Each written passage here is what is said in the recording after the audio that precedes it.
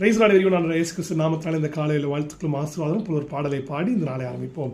நானே காப்பாற்றுவேன், நாள்தோறும் நீர் பாய்ச்சுவேன், உன்னை நானே காப்பாற்றுவேன், நாள்தோறும் நீர் பாய்ச்சுவேன், இரவும் பகலும் காத்துக் கொள்வேன், இரவும் பகலும் காத்துக் கொள்வேன், எவரும் தீங்கிழைக்க விட மாட்டேன், எவரும் தீங்கிழைக்க விட மாட்டேன், என் மகனே நீ வேறு ஒன்று வா.